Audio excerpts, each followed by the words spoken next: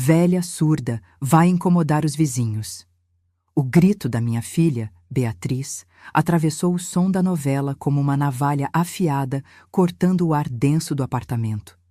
Não era a primeira vez que sua voz vinha carregada daquela fúria fria, daquele cansaço que ela fazia questão de me esfregar na cara todos os dias, como quem limpa uma mancha teimosa que insiste em reaparecer.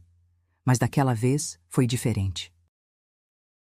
O veneno naquelas palavras desceu queimando pela minha garganta seca, não porque me chamou de surda, o que os anos já se encarregaram de fazer com uma crueldade silenciosa, mas porque ela usou a palavra incomodar. Incomodar. Uma palavra aparentemente simples, mas que naquele momento se transformou em uma lâmina que cortou fundo, transformando afeto em estorvo, presença em fardo, existência em problema a ser resolvido. Eu, que passei a vida inteira tentando não ser um incômodo para ninguém, que andava na ponta dos pés dentro da minha própria história, medindo cada palavra, cada gesto, cada respiração, era agora o ruído insuportável na vida, perfeitamente orquestrada, da minha única filha. Desliguei a televisão com uma calma que me surpreendeu. O controle remoto tremeu levemente na minha mão enrugada, não de nervoso, mas do peso de uma decisão que estava tomando forma. O silêncio que se instalou no apartamento foi mais ensurdecedor que qualquer volume. Era um silêncio denso, carregado de anos de ressentimentos guardados, de palavras não ditas, de mágoas que se acumulavam como poeira nos cantos da alma. Olhei para a tela preta da televisão que agora refletia meu rosto enrugado e cansado. Ali estava eu, Yolanda, 74 anos, cabelos brancos sempre bem penteados, olhos azuis desbotados pelo tempo, mas ainda capazes de enxergar além das aparências. Naquele reflexo escuro, vi não apenas uma mulher idosa, mas décadas de sacrifícios, de pequenas mortes diárias, de uma vida vivida sempre em função dos outros. E foi nesse momento de clareza brutal que, com uma serenidade que nem eu sabia possuir, prometi em pensamento: eu vou resolver isso. As palavras ecoaram na minha mente como um juramento sagrado. E não seria com um aparelho de audição. Não seria me diminuindo ainda mais. Seria tomando as rédeas da minha própria existência, pela primeira vez em décadas. O apartamento continuava em silêncio. Beatriz havia se trancado no seu quarto, provavelmente descontando a irritação no celular, digitando furiosamente mensagens para as amigas sobre como era difícil conviver com uma mãe idosa. Ricardo, meu genro, certamente fingia não ter ouvido nada, refugiado no seu escritório improvisado na varanda, mergulhado no trabalho como sempre fazia quando a tensão tomava conta da casa. E Lucas, meu neto, devia estar no seu quarto com os fones de ouvido, isolado no seu mundo digital, fingindo que a discussão da avó com a mãe era apenas mais um ruído de fundo na trilha sonora da sua adolescência. Levantei-me da poltrona, onde passava a maior parte dos meus dias. Meus joelhos protestaram, a artrose que teimava em me lembrar dos anos vividos, mas minha determinação era mais forte que qualquer dor física. Caminhei até a janela do living e olhei para a cidade lá embaixo. São Paulo se estendia infinita, com suas luzes piscando como estrelas caídas do céu. Quantas histórias como a minha estariam se repetindo naquele exato momento? Quantas Yolandas estavam sendo chamadas de incômodo dentro de suas próprias famílias? Mas eu não seria mais uma delas. Não mais. Meu nome é Yolanda Ferreira dos Santos. Tenho 74 anos bem vividos e uma vida inteira gasta entre as margens dos livros, caçando erros e imperfeições alheias enquanto ignorava as feridas da minha própria história. Fui revisora de textos em uma editora de livros didáticos por quase 40 anos.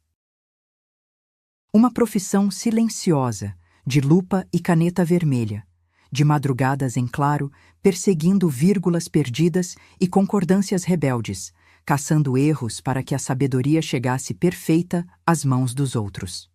Durante todos esses anos, desenvolvi um olhar clínico para identificar o que estava fora do lugar, o que destoava, o que precisava ser corrigido.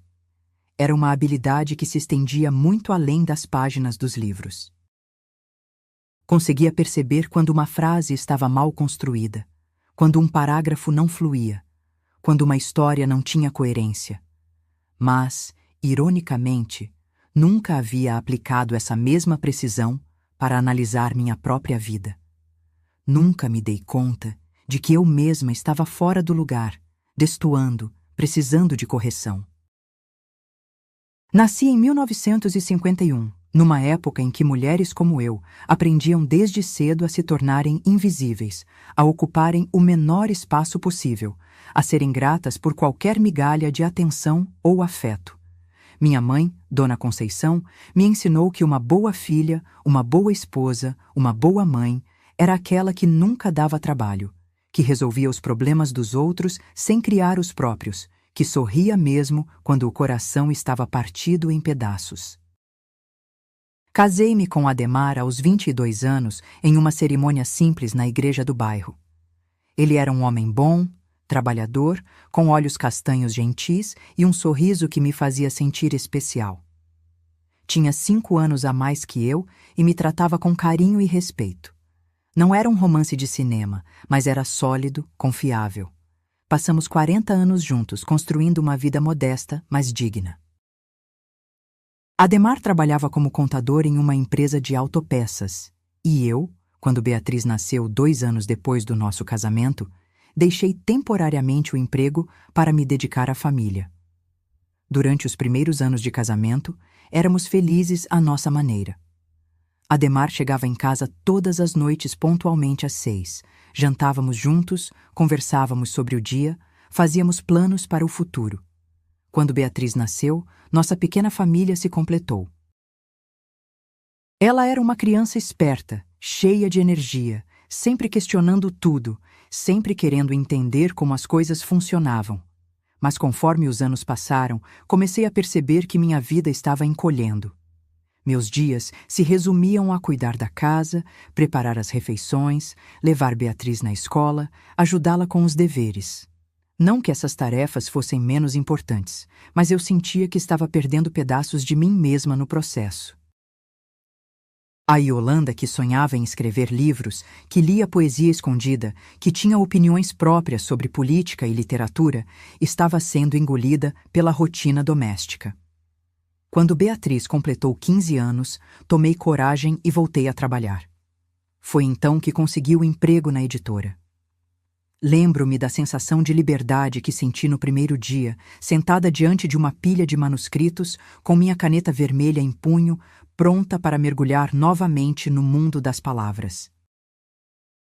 Era como se estivesse voltando para casa depois de uma longa viagem. Ademar apoiou minha decisão, embora tenha feito algumas piadas sobre eu estar ficando moderna aos 40 anos. Beatriz, já adolescente, fingiu indiferença, mas eu sabia que ela ficou orgulhosa quando contou para as amigas que a mãe trabalhava em uma editora. Os anos na editora foram alguns dos melhores da minha vida. Encontrei meu lugar no mundo. Descobri que tinha talento para o trabalho, que meu olho treinado conseguia captar nuances que outros revisores deixavam passar. Fiz amizades, participei de projetos importantes, senti-me útil e valorizada. Era reconhecida pelos colegas como uma profissional competente e dedicada. Mas mesmo trabalhando fora, continuava sendo a principal responsável pelas tarefas domésticas. Chegava em casa cansada do trabalho e ainda tinha que preparar o jantar, lavar roupas, limpar a casa. Ademar ajudava quando eu pedia, mas nunca tomava a iniciativa. Era como se as tarefas domésticas fossem naturalmente minhas, uma extensão da minha condição feminina. Beatriz, por sua vez, cresceu vendo essa dinâmica como normal. Para ela, mãe era sinônimo de alguém que resolve tudo, que está sempre disponível, que coloca as necessidades dos outros antes das próprias. Não posso culpá-la inteiramente por isso. Afinal, foi o exemplo que ela teve durante toda a infância e adolescência.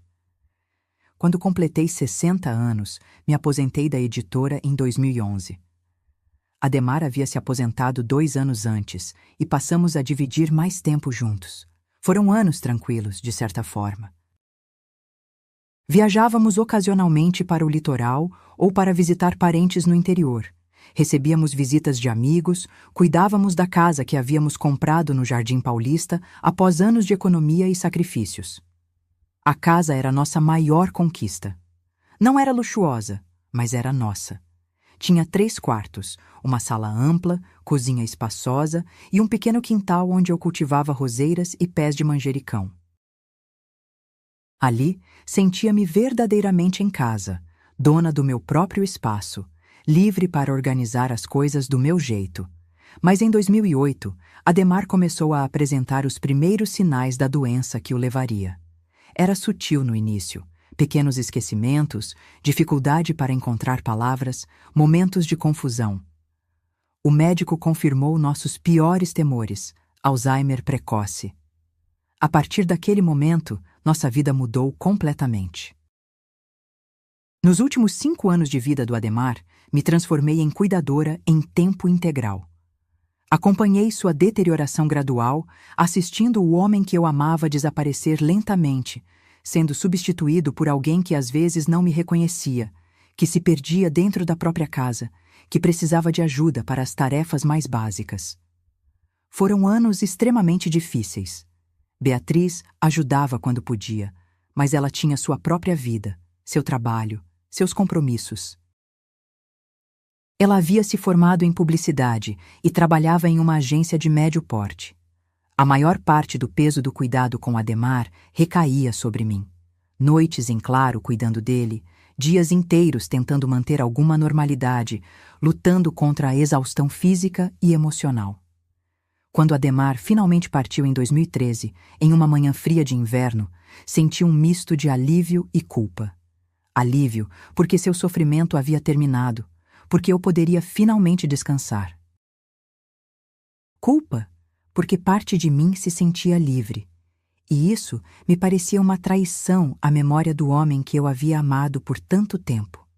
O luto foi um processo longo e solitário. Beatriz estava ocupada com a própria vida, recém-casada com Ricardo há 2 anos, construindo sua carreira depois de ter sido demitida da agência onde trabalhava. Eu me vi sozinha na casa que antes abrigava nossos sonhos compartilhados, tentando descobrir quem era Yolanda sem Adhemar. Foi nessa época que tomei uma das decisões mais importantes da minha vida. Sabendo que precisaria de ajuda para gerenciar minhas finanças e questões burocráticas conforme envelhecia, procurei seu Afonso, um contador aposentado que havia sido colega de trabalho do Adhemar e se tornado amigo da família ao longo dos anos. Seu Afonso era um homem íntegro, de confiança, que sempre demonstrou carinho e respeito por nossa família. Ele havia acompanhado a doença do Adhemar e me ajudado com algumas questões legais durante aquele período difícil. Quando lhe propus que cuidasse das minhas finanças através de uma procuração específica, ele aceitou prontamente, mas sugeriu que fosse uma procuração ampla, mas com controles, permitindo operações importantes, mas sempre com minha autorização expressa. A procuração que fizemos em 2014 era cuidadosamente redigida, permitindo que ele gerenciasse minha conta bancária, investimentos, pagamentos de contas e questões tributárias, incluindo a possibilidade de transações imobiliárias mediante minha autorização expressa. Para Beatriz, eu expliquei de forma simplificada que era uma ajuda para organizar a pensão e os papéis. Ela nunca se interessou pelos detalhes financeiros, satisfeita em não ter que lidar com o que chamava de burocracia de aposentado. Mal sabia ela que essa burocracia se tornaria fundamental para minha autonomia anos depois, minha garantia de que eu ainda poderia tomar decisões importantes sobre minha própria vida. 3 anos após a morte do Adhemar, em 2016, vendi a casa.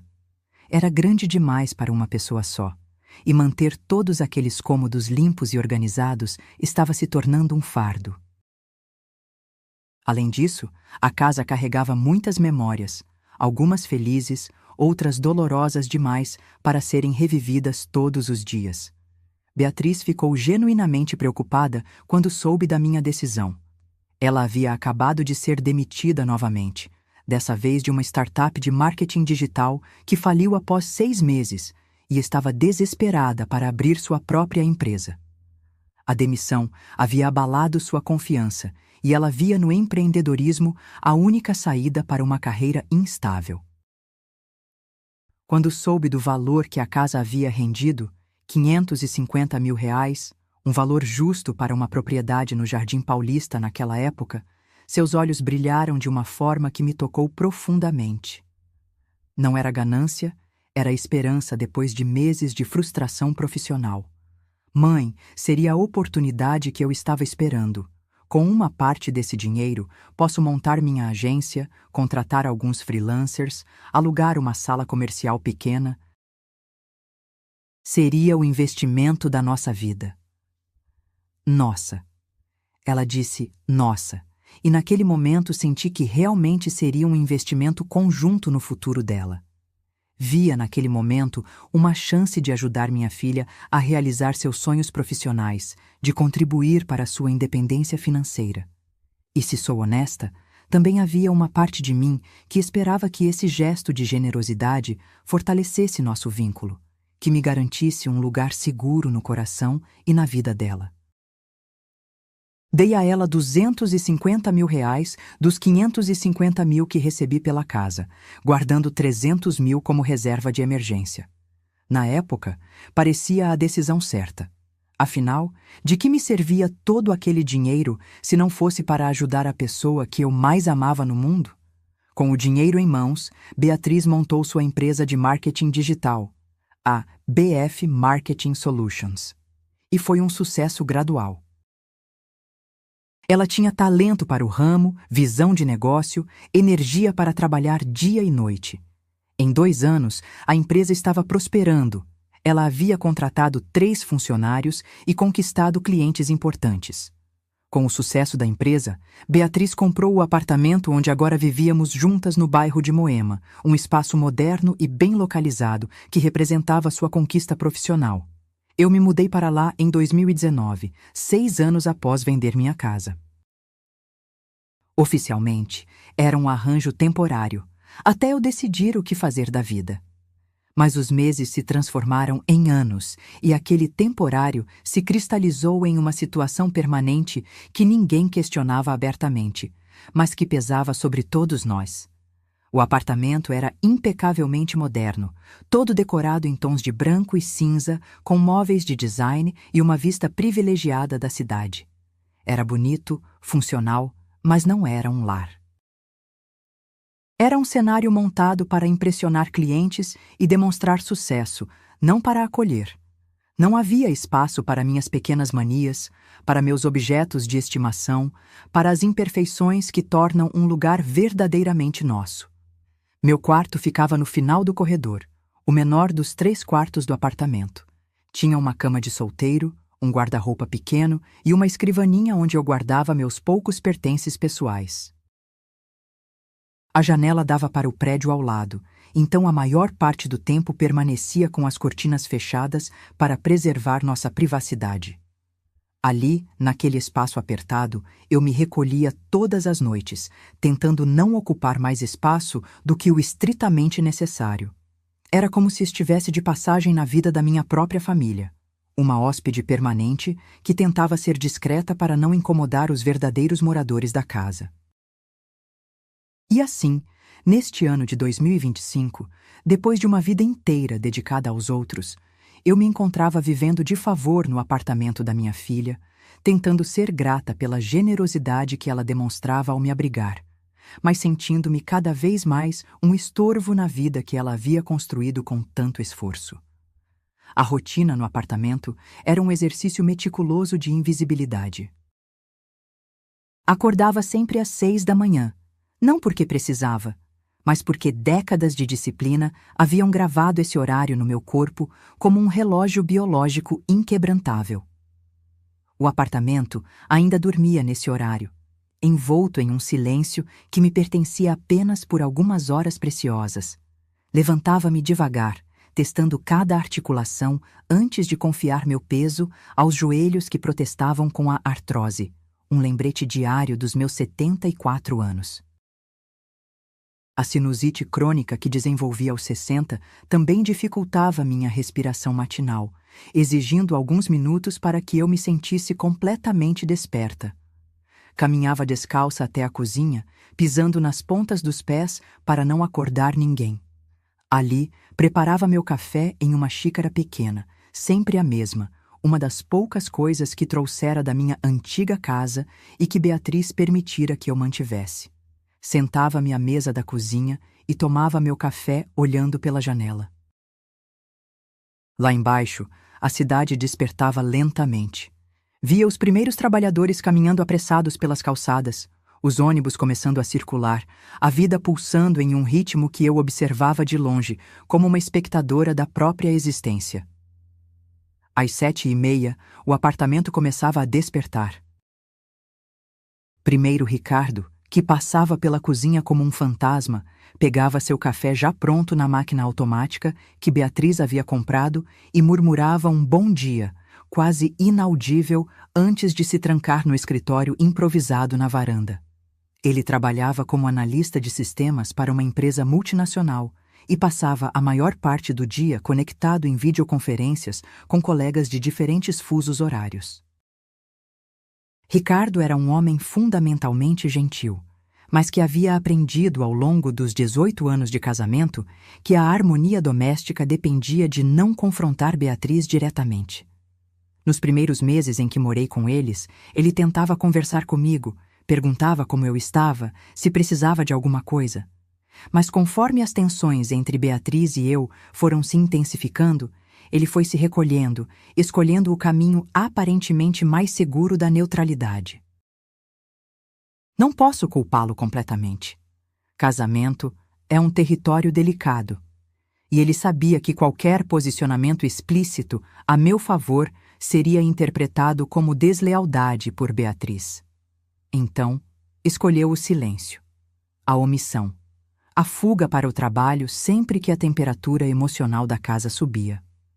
Era um homem que preferia a paz aparente ao confronto necessário, mesmo quando isso significava assistir passivamente a situações que claramente o incomodavam. Às 8h era a vez de Lucas sair do quarto. Meu neto, hoje com 16 anos, era uma mistura fascinante de criança e quase adulto, de sensibilidade aguçada e típica rebeldia adolescente. Alto para a idade, magro, com os cabelos sempre desarrumados e os mesmos olhos castanhos gentis do avô Ademar, Lucas vivia permanentemente conectado a algum dispositivo eletrônico. Mas havia algo nele que me tocava profundamente. Por trás da fachada de adolescente indiferente, eu percebia uma alma observadora, alguém que via mais do que deixava transparecer. Às vezes, quando pensava que ninguém estava olhando, ele me ajudava de pequenas formas.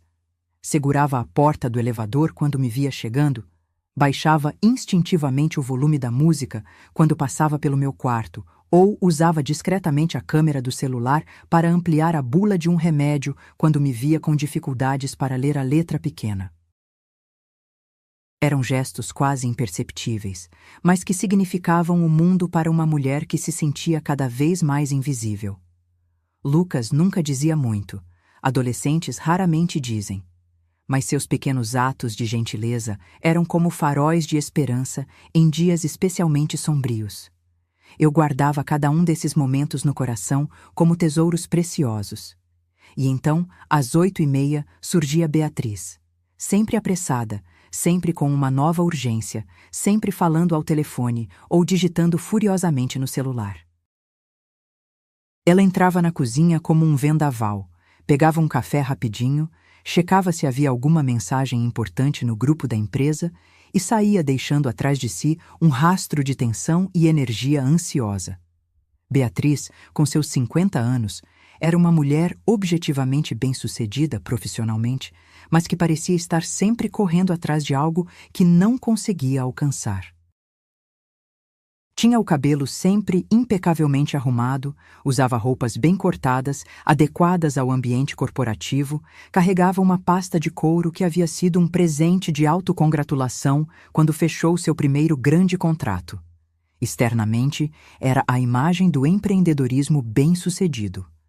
Mas eu, que a conhecia desde que era apenas um pontinho crescendo na minha barriga, conseguia ver além da fachada profissional. Beatriz estava exausta. Exausta de trabalhar 12 horas por dia para manter a empresa competitiva, exausta de competir em um mercado que mudava de regras constantemente, exausta de tentar manter um padrão de vida que requeria vigilância financeira constante.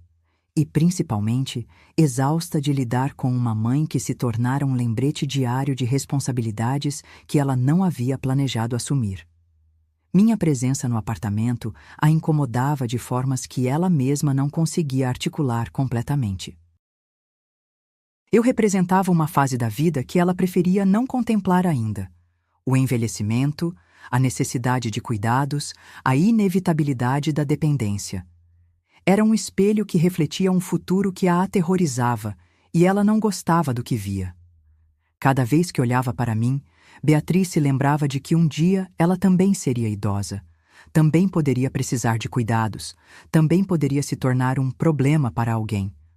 Além disso, havia algo mais profundo e mais doloroso. Beatriz crescera vendo-me como uma mulher forte, que trabalhava fora, que tinha opiniões próprias, que resolvia problemas. A mulher mais frágil e aparentemente dependente que eu havia me tornado após a morte do Adhemar desafiava a imagem que ela tinha de mim. Era como se eu tivesse traído suas expectativas, decepcionando-a ao me revelar mais vulnerável do que ela gostaria. Depois que todos saíam, o apartamento se transformava no meu pequeno reino silencioso. Eu lavava minha xícara, arrumava qualquer bagunça mínima que pudesse ter feito e me recolhia ao meu quarto. Ali, sentada na escrivaninha, passei a me dedicar a uma atividade que se tornaria fundamental para o meu futuro: aprender a navegar no mundo digital. Lucas havia me dado um tablet dele, um iPad de segunda geração que ele havia substituído por um modelo mais novo 2 anos antes. No início, aquele objeto me intimidava completamente. A tela sensível ao toque, os ícones coloridos, a infinidade de possibilidades e configurações pareciam um idioma alienígena para alguém que crescera na era do papel e da caneta tinteiro. Mas eu havia passado décadas revisando textos, destrinchando frases complexas, decifrando a lógica por trás das palavras mais complicadas. Descobri que aprender tecnologia não era tão diferente de aprender uma nova língua ou dominar um novo gênero literário. Requeria paciência, persistência e a disposição de cometer erros até encontrar o caminho certo. Comecei pelos conceitos mais básicos: como ligar e desligar sem quebrar nada, como encontrar as configurações sem bagunçar o sistema, como conectar à internet sem causar problemas na rede do apartamento. Lucas, nos seus momentos de paciência adolescente, me ensinou algumas funções fundamentais durante fins de semana mais tranquilos.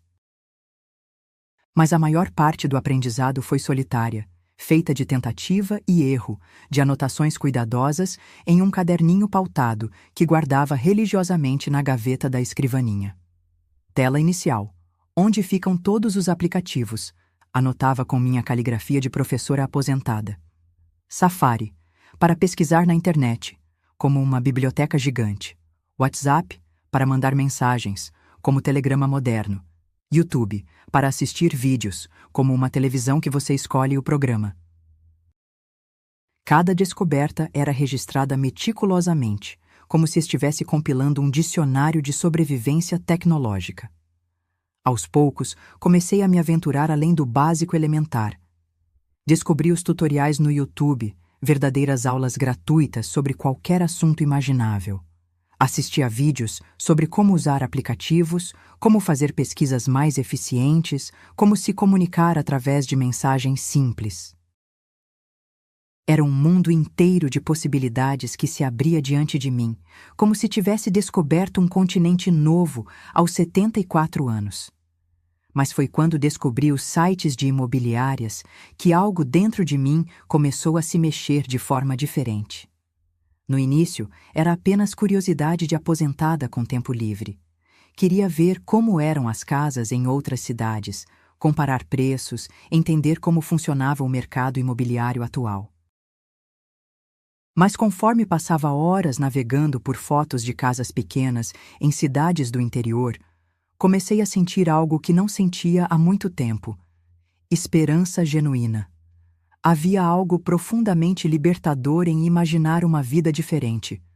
Uma casa simples, com quintal, onde eu pudesse plantar flores novamente sem pedir permissão a ninguém. Uma cidade menor, onde pudesse caminhar pelas ruas sem pressa, cumprimentar vizinhos, ter uma rotina que fosse verdadeiramente minha. Não era um sonho grandioso ou impossível. Era simples, concreto, financeiramente realizável. Foi assim que comecei a fantasiar seriamente com a ideia de me mudar. No início, eram apenas devaneios de uma tarde entediante, o tipo de fantasia inofensiva que pessoas idosas cultivam para passar o tempo. Mas conforme os dias passavam e a tensão no apartamento aumentava gradualmente, esses devaneios foram ganhando contornos mais definidos, transformando-se lentamente em um plano embrionário. A primeira pessoa em quem pensei foi Helena, minha sobrinha neta. Filha de uma prima distante, Helena havia se formado em administração 10 anos antes e trabalhava como corretora de imóveis em Alvorada da Serra, uma cidadezinha no interior de Minas Gerais. Nos encontrávamos apenas em casamentos e funerais da família, mas sempre houve uma conexão especial entre nós, talvez pela diferença de gerações que tornava nossa conversa mais livre de julgamentos. Helena era uma jovem de 32 anos, solteira por escolha, independente, que havia decidido viver no interior por convicção pessoal, não por falta de oportunidades na capital. Ela dizia que preferia a tranquilidade das cidades pequenas ao caos dos grandes centros urbanos. Durante o último velório da família que frequentamos juntas, o do tio Valdemar há 3 anos, havíamos conversado longamente sobre a vida, sobre escolhas, sobre a importância de encontrar nosso próprio lugar no mundo. Tia Yolanda, a senhora sabe que lugar não é só geografia, né? Ela havia me dito naquela ocasião, enquanto tomávamos café na cozinha da casa onde o velório acontecia. Lugar é onde a gente se sente em casa, onde pode ser quem realmente é, sem pedir licença para ninguém. Na época, achei que ela estava sendo apenas filosófica, do jeito que os jovens às vezes são quando querem soar profundos, mas agora, meses depois, suas palavras ecoavam na minha mente com uma clareza quase profética. Eu precisava encontrar meu lugar. E ele, definitivamente, não era naquele apartamento branco e silencioso onde eu me sentia como uma intrusa permanente. A tensão em casa havia se tornado quase palpável nas últimas semanas. Beatriz chegava cada vez mais irritada do trabalho. A concorrência no mercado de marketing digital estava ficando feroz e ela havia perdido 2 clientes importantes no último mês.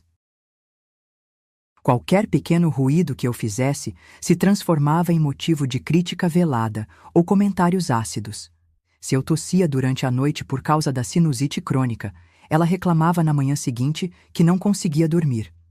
Se eu ligava a televisão, o volume estava sempre muito alto para os padrões dela. Se eu esquentava alguma comida no micro-ondas, o cheiro ficava impregnado no apartamento. Se eu não cozinhava nada, ela fazia comentários sobre eu não ajudar em nada mesmo. Era uma situação impossível de vencer. Não importava o que eu fizesse, sempre estava errado de alguma forma. Eu havia me tornado o bode expiatório para todas as frustrações e insatisfações da minha filha. Quando o trabalho estava difícil, a culpa recaía sobre mim que fazia muito barulho de manhã cedo. Quando ela discutia com Ricardo por questões financeiras, eu era mais um gasto fixo para administrar. Quando Lucas apresentava algum comportamento típico de adolescente, eu era uma má influência ou mais uma preocupação desnecessária. O que mais me doía era perceber que minha presença havia se tornado um obstáculo para a harmonia da família. Ricardo evitava estar na sala quando eu estava lá, preferindo se isolar no escritório ou sair para caminhadas solitárias. Lucas passava mais tempo fora de casa, visitando amigos ou ficando na escola até mais tarde do que o necessário. E Beatriz? Beatriz simplesmente me tolerava, da mesma forma que toleramos um móvel velho que ocupa espaço, mas que não temos coragem de jogar fora por motivos sentimentais. Eu me tornara um estorvo dentro da minha própria família. E o pior é que eles nem percebiam o quanto isso era cruel. Para eles, eu era apenas um problema logístico a ser gerenciado com o mínimo de atrito possível, não uma pessoa com sentimentos, sonhos e necessidades próprias. Foi nesse contexto de crescente hostilidade que comecei a elaborar mentalmente um plano mais concreto. Se eu conseguisse uma casa pequena em uma cidade do interior, se conseguisse me sustentar com minha aposentadoria e as economias que restaram, se conseguisse reconstruir uma vida própria longe dali, seria realmente possível? Será que aos 74 anos ainda havia tempo para recomeçar sem parecer ridícula? A resposta veio de uma forma inesperada. Estava navegando no tablet quando encontrei um artigo sobre pessoas que haviam mudado de vida após os 70 anos. Histórias de aposentados que se mudaram para o campo, que abriram pequenos negócios, que descobriram novas paixões. Não eram histórias de exceção ou de pessoas excepcionalmente ricas. Eram histórias comuns, de gente comum, que simplesmente decidiu que nunca é tarde demais para buscar a felicidade.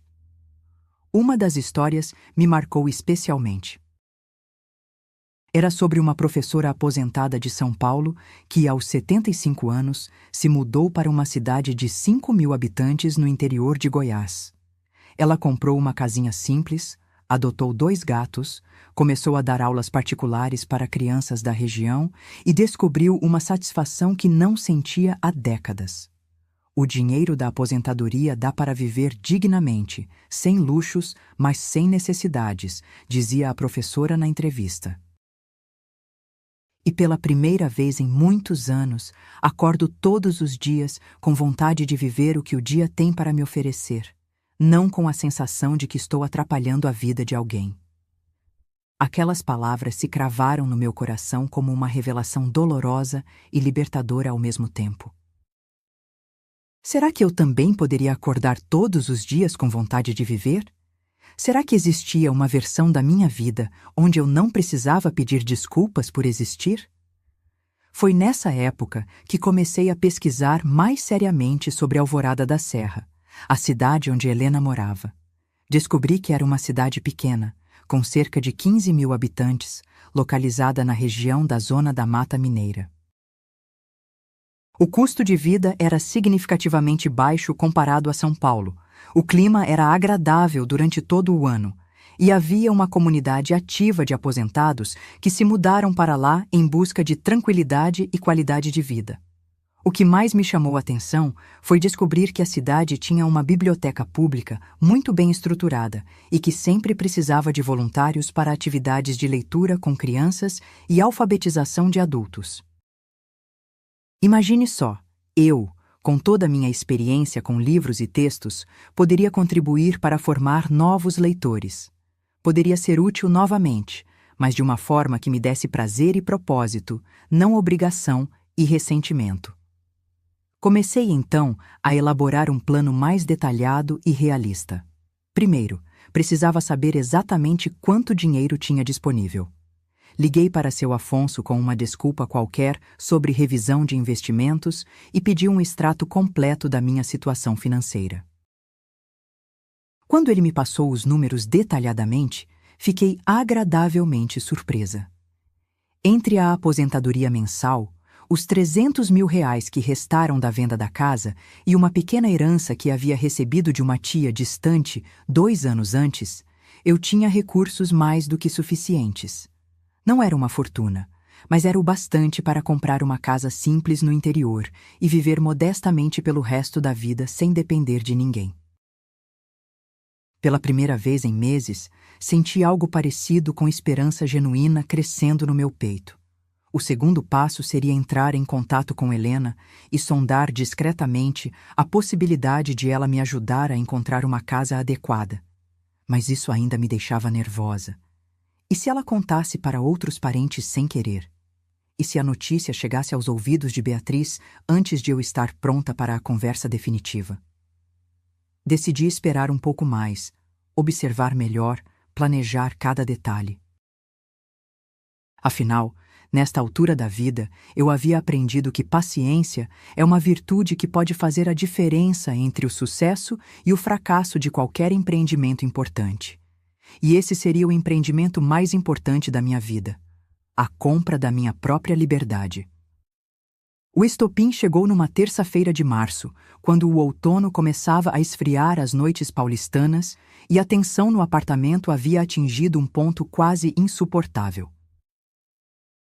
Beatriz chegara em casa especialmente estressada naquele dia. Havia perdido mais um cliente importante, uma empresa de cosméticos que representava 15% do faturamento da BF Marketing Solutions, e a frustração estava estampada em cada gesto brusco, em cada porta batida com mais força que o necessário. O motivo da perda do cliente havia sido particularmente humilhante. Eles escolheram uma agência maior, alegando que precisavam de uma estrutura mais robusta para campanhas nacionais. Era o tipo de rejeição que mexia com todas as inseguranças de Beatriz sobre ser uma pequena empresária em um mercado dominado por grandes grupos publicitários. Eu estava na sala, assistindo a novela das 8. O volume estava um pouco mais alto que o normal, é verdade, porque minha audição já não era mais a mesma de anos atrás. A sinusite crônica que desenvolvi após os 60 também afetava meu ouvido esquerdo, tornando alguns sons mais abafados. Mas não era nada exagerado, nada que justificasse a explosão que se seguiu. Estava assistindo àquela história de amor impossível entre uma mocinha pobre e um rapaz rico. Uma trama que me lembrava das radionovelas da minha juventude, quando ainda acreditava que todos os problemas se resolviam no último capítulo. Beatriz entrou em casa falando alto ao telefone, como sempre fazia. Estava discutindo com sua sócia sobre estratégias para recuperar a credibilidade da empresa, sua voz ecoando pelo apartamento numa mistura de autoritarismo e desespero mal disfarçado. Eu baixei discretamente o volume da televisão, como sempre fazia quando ela chegava, tentando ser respeitosa com suas necessidades. Mas não foi suficiente. Nunca era suficiente. Ela encerrou a ligação com um "vamos conversar melhor amanhã na reunião", tenso e irritado, e imediatamente sua atenção se voltou para mim. Olhou para a televisão, depois para mim, e seus olhos se estreitaram daquela forma que eu já conhecia bem. Era o mesmo olhar que ela tinha quando estava procurando algo ou alguém para descarregar sua frustração acumulada. "Mãe, será que dá para abaixar essa televisão? O som está ecoando pelo apartamento todo." Peguei o controle remoto e abaixei mais alguns pontos. Agora estava tão baixo que eu mal conseguia escutar os diálogos, mas sabia que discutir só pioraria as coisas. "Pronto? Assim está melhor?" Perguntei com a voz mais suave que consegui. Ela nem respondeu adequadamente. Apenas fez um gesto vago com a mão e foi direto para o quarto. Bateu a porta e eu a ouvi falando alto ao telefone novamente, provavelmente desabafando com alguma amiga sobre os problemas do trabalho. E sobre a mãe que vivia grudada na televisão, sem dúvida. 15 minutos depois, ela saiu do quarto. Eu havia aumentado discretamente o volume novamente, apenas o mínimo necessário para conseguir acompanhar a trama. Ela passou pela sala, parou abruptamente, olhou para a televisão e suspirou com uma teatralidade que me fez sentir como uma criança sendo repreendida por desobediência. "Mãe, a senhora aumentou de novo." "Só um pouquinho, filha. Eu não estava conseguindo escutar os diálogos." "Mas eu acabei de pedir para abaixar." "Eu sei, mas ficou muito baixo. E com o meu problema de audição?" "Não tem mas. A senhora não pensa nos outros, só em si mesma." A acusação me atingiu em cheio. Como assim eu não pensava nos outros? Minha vida inteira havia sido dedicada a pensar nos outros. Pensei no Ademar durante 40 anos de casamento. Pensei nela durante toda a sua infância, adolescência e vida adulta. Pensei nos sonhos que abri mão, nas necessidades que reprimi, nas vontades que engoli para não incomodar ninguém. Como ela podia dizer que eu só pensava em mim mesma? Beatriz, eu só preciso escutar a novela. Não é pedir muito. Não é pedir muito? Sua voz subiu várias oitavas. A senhora acha que não é pedir muito ficar o dia inteiro na sala, ocupando espaço, vendo televisão no último volume? Não está no último volume, filha. Está sim. E os vizinhos? A senhora já pensou nos vizinhos? No que eles vão pensar? Na imagem que isso passa? Era sempre a mesma preocupação. A imagem. O que os outros iam pensar? Como se minha existência fosse um problema de reputação para ela resolver. Naquele momento, algo dentro de mim se rompeu. Não foi uma ruptura dramática, mas sim como quando uma represa antiga finalmente cede à pressão constante da água. Foi sutil, mas definitiva. Eu tinha 74 anos. Havia dedicado minha vida inteira a pensar no que os outros iam pensar, a ser a filha comportada, a esposa dedicada, a mãe presente, a sogra discreta. E agora, na minha própria casa, ou no que deveria ser minha casa, eu não podia nem assistir televisão sem me preocupar com o que os vizinhos iam pensar? Beatriz, comecei, minha voz ainda controlada. Eu vou diminuir o volume, não precisa se alterar assim. Mas ela estava numa dessas espirais de raiva que, uma vez iniciadas, precisam chegar ao fim sozinhas, como um temporal que precisa descarregar toda a sua fúria antes de passar. Não precisa se alterar? Quem está se alterando aqui sou eu, porque tenho que conviver com isso todos os dias. Trabalho o dia inteiro para manter essa casa, chego em casa estressada com os problemas da empresa e ainda tenho que aturar. Ela se interrompeu bruscamente, mas a palavra não dita pairou no ar como um peso. Aturar o quê, Beatriz? Perguntei, sentindo que estava caminhando em direção a um precipício, mas incapaz de parar. Nada, mãe. Esquece. Não, fala. Aturar o quê? Houve um silêncio tenso.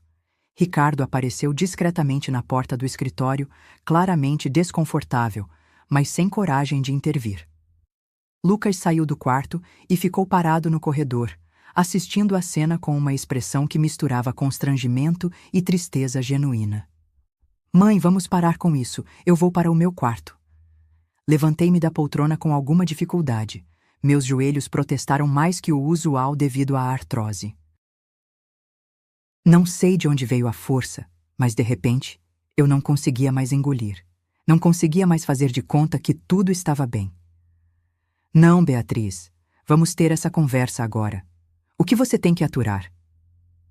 Ela me olhou com uma mistura de surpresa e irritação crescente.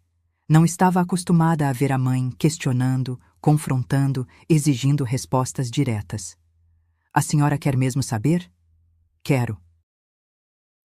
Eu tenho que aturar chegar em casa depois de um dia de trabalho estressante e não ter um minuto de paz. Tenho que aturar a televisão alta, as suas manias de idosa, os seus remédios espalhados pela casa, a sua presença constante em todos os ambientes. Cada palavra era como uma bofetada, mas ela estava apenas começando. Eu tenho que aturar me sentir culpada por querer ter a minha própria casa do meu jeito. Por querer chegar em casa e não ter que ficar na ponta dos pés porque a minha mãe está assistindo televisão na sala. Eu nunca pedi para vocês ficarem na ponta dos pés. Não precisa pedir. A sua presença já é suficiente. Não dá para relaxar, não dá para viver naturalmente, porque você está sempre ali, sempre precisando de atenção, sempre. E então veio a frase que mudou tudo para sempre. Velha surda, vai incomodar os vizinhos.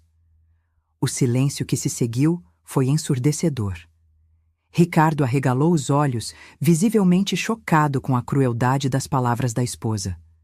Lucas baixou a cabeça, claramente envergonhado do comportamento da mãe. E eu? Eu senti como se tivesse levado um soco no estômago. Não foram apenas as palavras em si. Foi o tom. A forma como ela disse velha surda, como se fossem dois adjetivos definitivos, duas características que me reduziam a algo menos que humano. E a palavra incomodar. Essa palavra que transformava minha existência em um problema a ser resolvido, um ruído a ser controlado. Fiquei ali parada por alguns segundos, sentindo o peso de décadas de sacrifícios sendo reduzidos àquelas 4 palavras cruéis. Depois, com uma calma que me surpreendeu, peguei o controle remoto e desliguei a televisão. O silêncio que se instalou no apartamento foi mais ensurdecedor que qualquer volume de televisão. Era um silêncio carregado de arrependimento tardio, de palavras que não podiam mais ser recolhidas, de uma linha que havia sido cruzada e que mudaria para sempre a dinâmica daquela família. Olhei para a tela preta da televisão e vi meu reflexo ali. Uma mulher de 74 anos, cabelos brancos, rosto marcado pelo tempo e agora pela humilhação. Mas havia algo diferente naquela imagem. Talvez fosse a forma como minha postura estava ereta. Talvez fosse o brilho determinado nos meus olhos. Pela primeira vez em muito tempo, eu não parecia uma mulher derrotada. Você tem razão, Beatriz, disse, minha voz surpreendentemente firme e clara. Eu sou um incômodo, e você sabe o que se faz com um incômodo? Se resolve. Ela pareceu perceber, finalmente, a gravidade do que havia acontecido. A máscara de raiva começou a escorregar, revelando algo parecido com arrependimento. Mãe, eu não quis dizer... Que sim. E está tudo bem, porque pela primeira vez você foi completamente honesta comigo. Caminhei em direção ao meu quarto com a dignidade que ainda me restava, passando por Lucas, que me olhou com uma expressão de tristeza que me partiu o coração. Parei por um segundo ao lado dele e sussurrei baixinho. Não é culpa sua, meu amor. Não é culpa de ninguém. No meu quarto, fechei a porta e me sentei na cama. Minhas mãos tremiam levemente, não de medo, mas de uma emoção que demorei para identificar completamente. Era alívio. Alívio, porque finalmente a verdade havia sido dita sem rodeios. Alívio, porque eu não precisava mais fingir que estava tudo bem. Alívio porque, paradoxalmente, aquela humilhação havia me libertado da necessidade de continuar tentando ser aceita onde claramente não era bem-vinda. Peguei o tablet e, com dedos que já não tremiam, abri uma nova mensagem. Era hora de colocar meu plano em ação. A primeira mensagem seria para Helena. A segunda, para seu Afonso. E a terceira seria o início de uma nova vida. Naquela noite, enquanto o apartamento mergulhava em um silêncio constrangido e pesado, eu permaneci acordada planejando cada detalhe da minha libertação. Não seria uma fuga dramática, cheia de gritos e acusações. Seria uma saída digna, calculada, definitiva. Beatriz havia me chamado de incômodo. Muito bem. Eu resolveria o problema dela de uma vez por todas. Alguns metros de distância, do outro lado da parede fina, ouvi Beatriz e Ricardo conversando em sussurros abafados. Não conseguia distinguir as palavras exatas, mas o tom era claramente de discussão tensa. Provavelmente ele estava tentando fazê-la perceber que havia exagerado, e ela estava se defendendo, justificando sua explosão com o estresse do trabalho e as dificuldades da convivência. Mas era tarde demais para justificativas ou pedidos de desculpa. A palavra havia sido dita, a ferida havia sido aberta, e eu havia tomado minha decisão final e irrevogável. Pela primeira vez em meses, adormeci com algo parecido com um sorriso no rosto. Amanhã começaria o primeiro dia do resto da minha vida. Do lado de fora, São Paulo continuava sua dança noturna de luzes e movimento, indiferente ao pequeno drama doméstico que acabara de reescrever o destino de uma família. Mas para mim, Naquele quarto pequeno e abafado, algo monumental havia acontecido. Eu havia encontrado minha dignidade novamente e descoberto que nunca é tarde demais para reconquistar o direito de ser feliz. A Revolução de Yolanda começara com um grito cruel, mas se completaria em silêncio, com a determinação silenciosa de uma mulher que finalmente decidira deixar de pedir licença para existir. Na gaveta da escrivaninha, meu caderninho de anotações sobre tecnologia aguardava mais algumas páginas importantes. Mas desta vez, não seriam anotações sobre como usar aplicativos. Seriam os passos práticos e detalhados para construir uma nova vida. Uma vida onde eu não seria um incômodo, mas simplesmente seria. E isso, descobri naquela noite de clareza dolorosa, fazia toda a diferença do mundo. A manhã seguinte trouxe consigo uma atmosfera estranha no apartamento. Era como se todos estivéssemos caminhando sobre cacos de vidro, tentando não fazer barulho demais para não despertar novamente o dragão da discórdia que havia sido solto na noite anterior. Beatriz saiu mais cedo que o normal, evitando cuidadosamente qualquer encontro comigo na cozinha. Ricardo murmurou um bom dia, constrangido, e se refugiou rapidamente no seu escritório. Apenas Lucas pareceu genuinamente preocupado, lançando olhares furtivos na minha direção, como se estivesse tentando avaliar os danos emocionais causados pela tempestade familiar. Mas eu acordei diferente. Havia uma leveza nos meus movimentos que não sentia há meses, uma clareza mental que contrastava drasticamente com a névoa de resignação em que havia me perdido. Era como se, ao ser finalmente confrontada com a crueza da minha situação, eu tivesse despertado de um longo sono letárgico. Depois que todos saíram, sentei-me na mesa da cozinha com meu café e o tablet. Era hora de transformar sonhos vagos em realidade concreta, planos embrionários em ações práticas. A primeira coisa que fiz foi reler minhas anotações sobre Alvorada da Serra.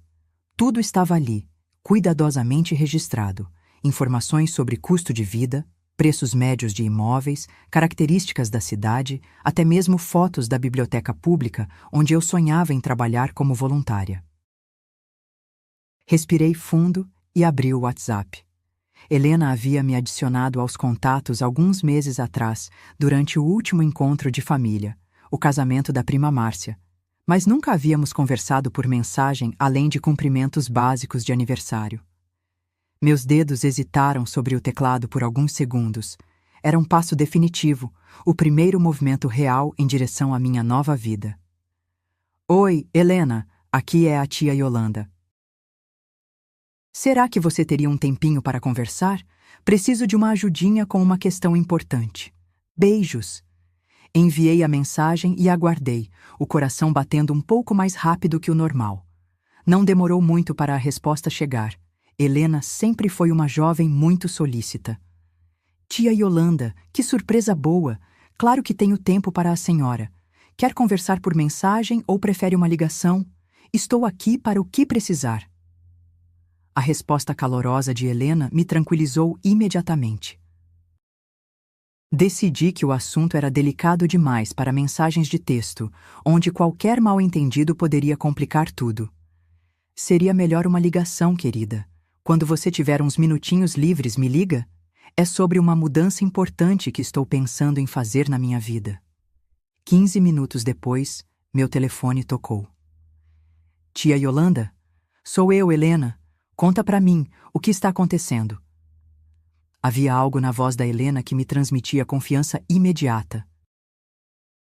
Era uma voz jovem, mas madura, de alguém que sabia ouvir sem julgar prematuramente. Durante os próximos 25 minutos, abri meu coração de uma forma que não fazia há anos. Contei sobre a tensão crescente no apartamento, sobre me sentir um estorvo na vida da própria família, sobre a discussão da noite anterior. Não entrei em detalhes excessivamente dramáticos, mas fui honesta sobre minha necessidade urgente de encontrar um lugar onde pudesse envelhecer com dignidade. Helena me ouviu sem interrupções desnecessárias, fazendo apenas pequenos sons de compreensão e algumas perguntas pertinentes. Quando terminei, houve um silêncio breve antes dela falar. Tia, primeiro quero que saiba que acho a senhora muito corajosa. Nesta idade, tomar uma decisão dessas requer uma força interior que nem todo mundo tem. E segundo, quero dizer que seria uma honra ajudá-la a encontrar exatamente o que está procurando. Senti os olhos se enchendo de lágrimas. Quando foi a última vez que alguém havia me chamado de corajosa? Quando foi a última vez que alguém demonstrou orgulho de mim? Helena, eu estava pensando seriamente em Alvorada da Serra. Você acha que seria possível encontrar uma casinha simples, nada muito grande, mas com um quintalzinho onde eu possa plantar umas flores? Tia, aqui tem várias opções que se encaixariam perfeitamente no que a senhora está procurando. E olha, posso adiantar que a senhora vai amar nossa cidade. É tranquila, as pessoas são genuinamente acolhedoras, tem uma biblioteca linda onde sempre precisam de voluntários. Meu coração saltou de expectativa. Voluntários para que tipo de atividade? De tudo: contação de histórias para crianças, organização do acervo, aulas de alfabetização para adultos, oficinas de leitura para idosos. Com a experiência da senhora em revisão de textos, tenho certeza absoluta de que a dona Carmen, que administra a biblioteca, ficaria encantada.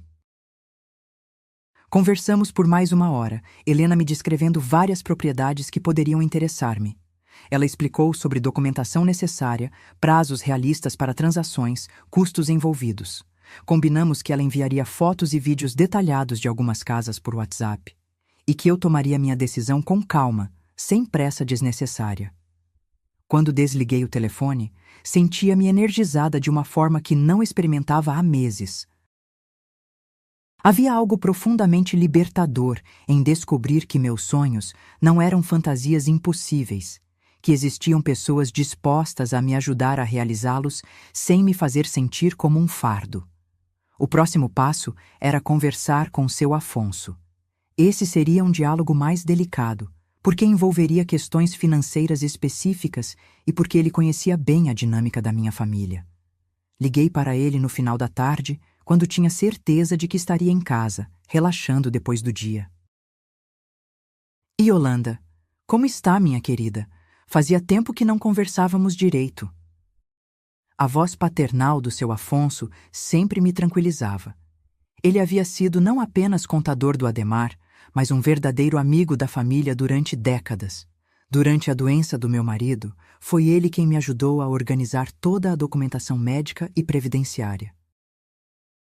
Após a morte do Adhemar, foi quem sugeriu a procuração específica que me permitiu manter controle sobre minhas finanças sem precisar lidar diretamente com toda a burocracia bancária.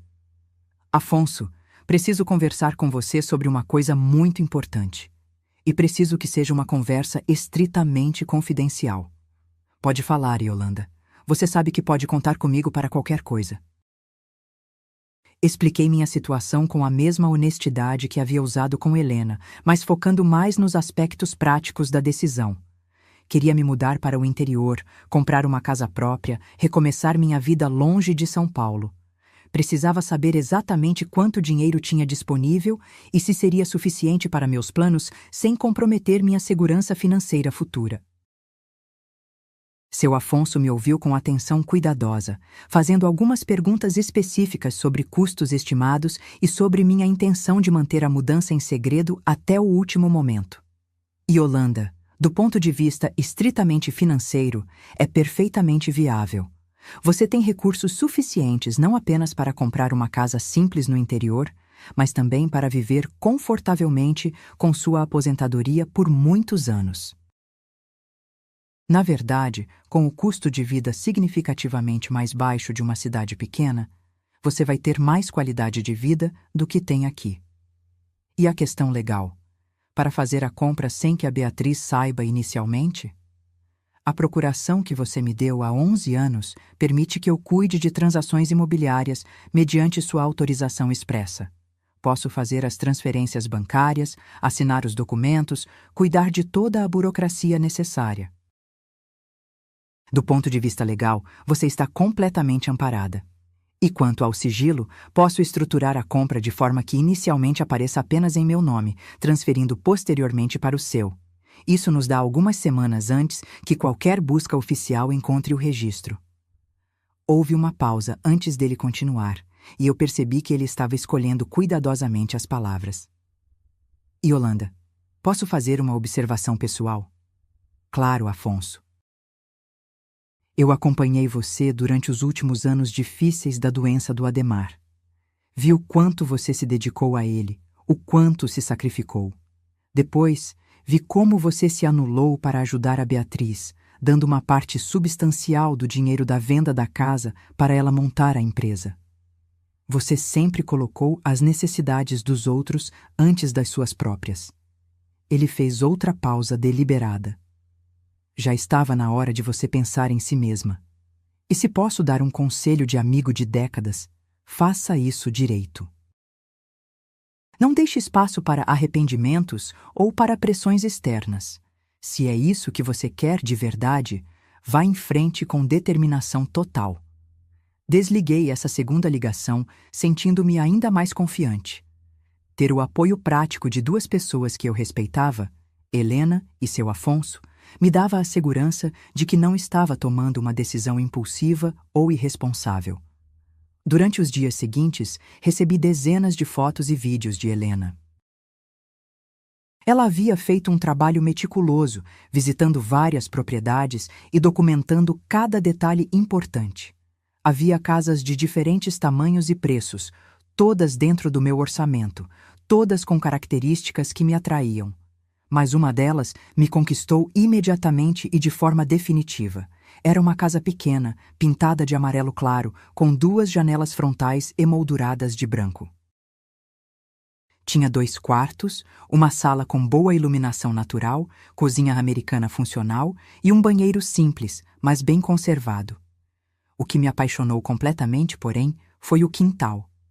Era generoso para o tamanho da casa, com várias árvores frutíferas já maduras, uma mangueira frondosa, um pé de limão carregado de frutos, algumas bananeiras no fundo e espaço mais do que suficiente para um jardim dos meus sonhos. No vídeo, Helena caminhava pela casa comentando cada ambiente com entusiasmo genuíno. Olha, tia, aqui na sala a senhora pode colocar uma poltrona de leitura bem perto dessa janela. Vai ter uma luz natural linda para os livros durante o dia todo. E olha só esse quintal. Dá para a senhora fazer uma horta, plantar todas as flores que quiser, até mesmo ter um cantinho para leitura ao ar livre. Quando ela mostrou o vídeo da biblioteca da cidade, meu coração se encheu completamente de alegria. Era um prédio histórico, bem conservado, com estantes de madeira repletas de livros e várias mesas de leitura distribuídas estrategicamente. Havia um cantinho infantil decorado com almofadas coloridas e prateleiras baixas, onde aconteciam as sessões regulares de contação de histórias. Era exatamente o tipo de lugar onde eu me via contribuindo, onde sentia que poderia ser genuinamente útil novamente. Tomei minha decisão final naquela mesma noite. A Casa Amarela seria minha nova vida, meu recomeço, minha liberdade. Nos dias que se seguiram, mergulhei em uma atividade quase frenética de planejamento secreto. Durante o dia, mantinha a rotina absolutamente normal no apartamento. Acordava cedo, tomava meu café, assistia televisão em volume baixo, recolhia-me ao quarto depois do almoço. Beatriz e eu mal trocávamos palavras desde a discussão terrível, ela evitando meticulosamente qualquer contato desnecessário e eu fingindo não notar sua hostilidade crescente. Mas nas horas em que estava sozinha, eu me transformava em uma estrategista determinada. Tinha uma lista detalhada de tudo o que precisava fazer. Autorizar seu Afonso a fazer a compra, organizar os detalhes da mudança, decidir criteriosamente o que levar e o que deixar, planejar a viagem, preparar uma carta de despedida que fosse digna e definitiva. A questão da mudança foi resolvida por Helena de forma surpreendentemente simples. Ela conhecia um senhor chamado José, conhecido carinhosamente como Seu Zé, que fazia fretes pequenos entre Alvorada da Serra e São Paulo todas as semanas. Ele transportava produtos rurais para a capital e sempre voltava com o caminhão parcialmente vazio. Por um preço muito justo, ele poderia me buscar no apartamento com minhas bagagens e me levar diretamente para minha nova casa. Tia, o seu Zé é de total confiança, Helena me garantiu por telefone. Ele faz esse trajeto há mais de 15 anos, é super discreto, pontual e vai tratar a senhora com todo carinho e respeito. Já transportou outros aposentados que se mudaram para cá nos últimos anos. Combinamos tudo para uma terça-feira da semana seguinte. Eu sairia de São Paulo pela manhã e chegaria em Alvorada da Serra no início da tarde. Helena estaria me esperando com as chaves da casa e todos os documentos finalizados. A questão do que levar foi surpreendentemente fácil de resolver. Descobri que depois de 74 anos de vida, havia muito poucas coisas que realmente importavam para mim de forma essencial. Uma mala de tamanho médio com minhas roupas favoritas, algumas fotos em molduras pequenas, meus livros mais queridos, alguns documentos pessoais importantes e uma caixa pequena com objetos de valor sentimental, a aliança de casamento do Ademar, algumas cartas antigas que guardávamos, um broche que havia sido da minha mãe. O resto, móveis, eletrodomésticos, lembranças acumuladas ao longo dos anos, eram apenas objetos materiais.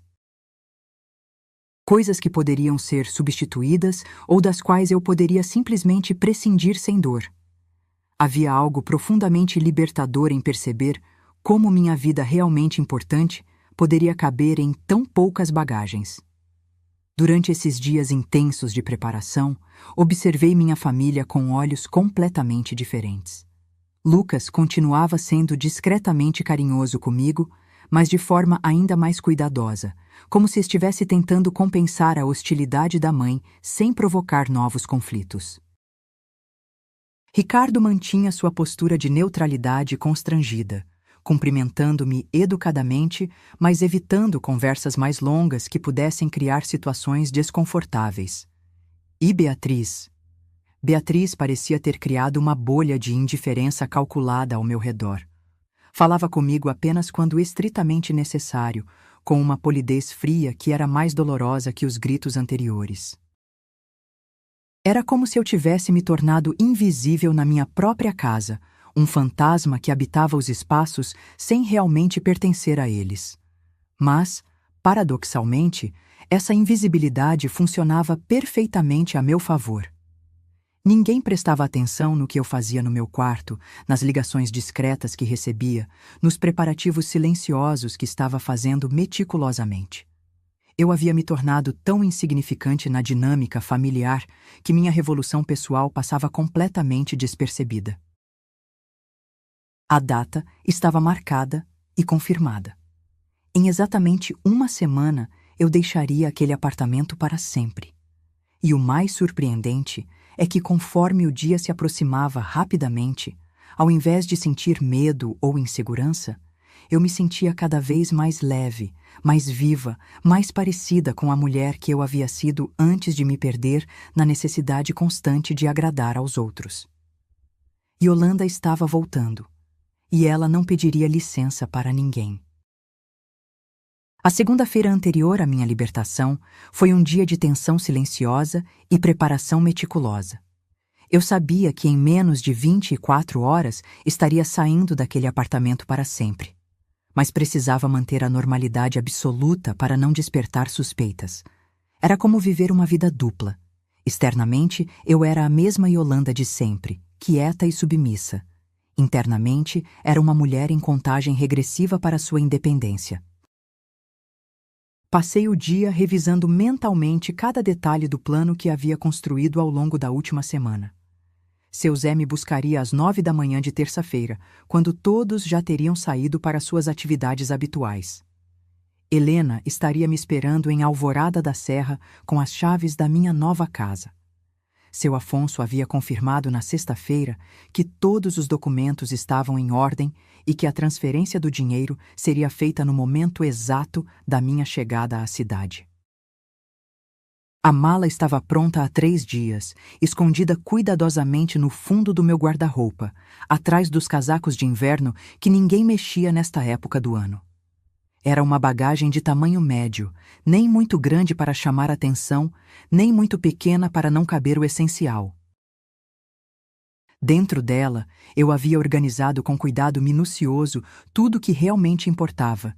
Minhas roupas favoritas dobradas com carinho, algumas fotografias em molduras pequenas, os documentos pessoais mais importantes e uma pequena caixa de madeira que guardava minhas memórias mais preciosas. A caixa havia sido um presente de Adhemar no nosso 10º aniversário de casamento.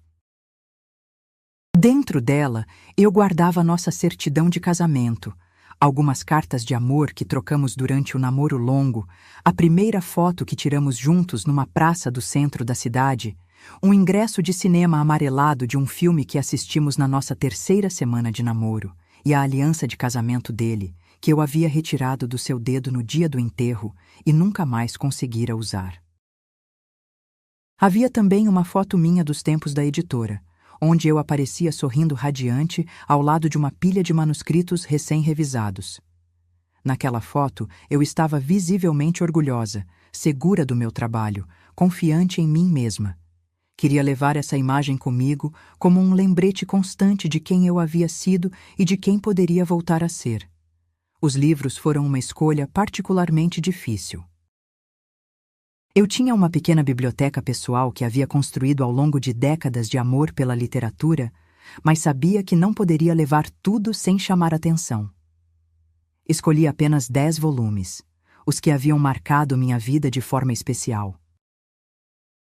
Entre eles estava um exemplar gasto de Dom Casmurro, que eu havia lido e relido dezenas de vezes ao longo dos anos, um livro de poesias de Cecília Meirelles que ganhei de presente de formatura do ginásio, e um manual de revisão de textos que havia sido meu companheiro fiel de trabalho durante décadas. Na segunda-feira à noite, me sentei à escrivaninha do meu quarto com uma folha de papel timbrado que havia guardado dos tempos da editora e uma caneta de tinta azul. Queria que a carta fosse digna, sem drama excessivo, mas também sem deixar dúvidas sobre minhas motivações e sobre o caráter definitivo da minha decisão. Escrevi e reescrevi várias versões ao longo de 2 horas. A primeira estava carregada de mágoa e acusações diretas. A segunda, excessivamente melancólica e autocompassiva. A terceira, formal demais e distante. Finalmente, encontrei o tom exato que queria. Firme, mas não agressivo. Claro, mas não cruel. Definitivo, mas não vingativo. Beatriz, comecei. Você disse que eu era um problema e pediu que eu o resolvesse. Estou resolvendo. Expliquei que estava me mudando para meu lugar definitivo, que não deveria se preocupar com minha localização ou bem-estar, que eu estava sendo cuidada por pessoas de confiança. Mencionei, sem detalhes excessivamente dramáticos, o investimento que havia feito na educação dela com os R$250 mil da venda da casa dos meus pais. O dinheiro que era para ser minha segurança na velhice. Agora, com o que me restou da minha aposentadoria e das minhas economias, que meu amigo Afonso sempre administrou para mim, estou simplesmente comprando de volta o meu direito à dignidade, escrevi. Terminei a carta pedindo que não me procurasse, não tentasse ligar, explicando que não estava abandonando ninguém, apenas atendendo ao pedido dela de ir para um lugar adequado. Assinei simplesmente, atenciosamente Yolanda. Não com amor, não sua mãe que te ama, apenas atenciosamente, como se fosse uma correspondência comercial. Havia algo profundamente simbólico nessa escolha deliberada.